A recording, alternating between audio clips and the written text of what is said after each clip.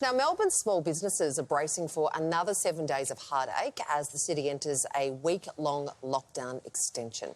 Joining us from his hometown is Bill Lang, Executive Director of Small Business Australia. Bill, it's great to have your company this morning.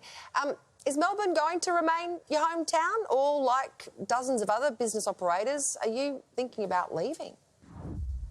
Look, thanks, Sarah. Look, there are many business owners who are able to, operate their business increasingly online, and many are thinking about, well, is there a better place than, Melbourne itself to live? Is regional Victoria more attractive?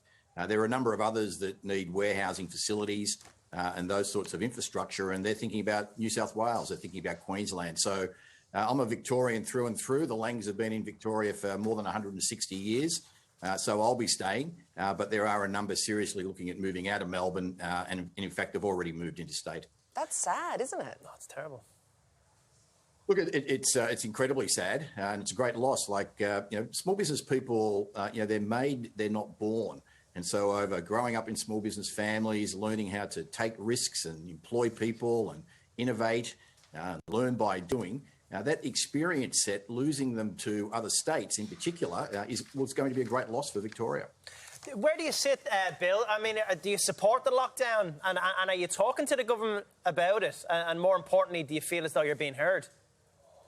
Look, in terms of the lockdown, we don't really get full information on what's going on. We continue to hear a lot of hype. Everything's like stranger to stranger. It appears that they want the citizens scared. So we don't really know what the facts are and what the truth is. But one thing is we're 15 months into a pandemic and it's going to be around for a long, long time based on what all the world experts say in this space. So, if we do have to lock down, the people that are bearing the biggest financial cost, which is small business people, they need to be fully compensated because they are funding to the extent that they're still in business or having to borrow more money. More than 100,000 have already sold their houses in Australia due to the pandemic over the last 15 months.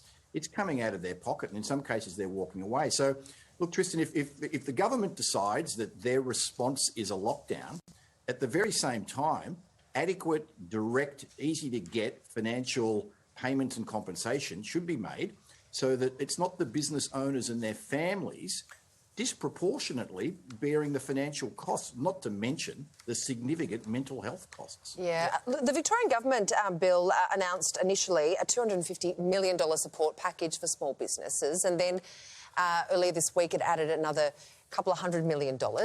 What are your thoughts about that support package? I mean, it's a big chunk, but when you consider that the economy in Victoria is losing $1 billion a week for every week they're in lockdown, the numbers don't quite stack up, do they? Well, look, it's a very good point, Sarah. It sounds like a big number, doesn't it? 250 million. But 1,000 million is what the cost is of week one. And that's when we say like the economy loses it, that's business owners that are still having to pay wages and salaries, that are still paying rent, paying insurance, and in certain industries have no customers coming in. They've been told they cannot actually open. Now, I was just talking with a pizza shop operator here in Melbourne only yesterday, and his sales are down 50% compared to the last lockdowns, and he largely does takeaway and delivery. So in his case, he can still operate the takeaway and delivery, but Victorians have been frightened, they've been scared, and so they don't know how long this thing's going to last. But again, it's small business families that are bearing the biggest financial cost and mental health costs associated with going to lockdowns. Can you see, Bill, how many small businesses may hit the wall and being forced to close? It's hard to put a number on it, I guess. Yeah, look, it varies by industry, by location in the state and by the size of the business, Tristan. So, our estimates are so far of the 500,000 to 600,000 we may have had 15 months ago in Victoria, we've lost at least 60 to possibly 80,000 already. Now, in regional Victoria, now that they're able to open back up again, if you've got a small business there and you mainly earn all of your revenue or most of your revenue from locals, you're going to be okay. But many rely upon visitors from Melbourne, visitors from interstate, visitors from overseas. Many rely upon international students for a big chunk of their revenue. So, if you're not getting that in, but your costs are still the same in terms of rent and insurance and those other things, unfortunately, many will have to close. Yeah, and imagine everyone's mind is what can we do about this? And what you've done about it, you've launched a Save Our Small Businesses petition. What are you calling on the government to do? And where can people find it?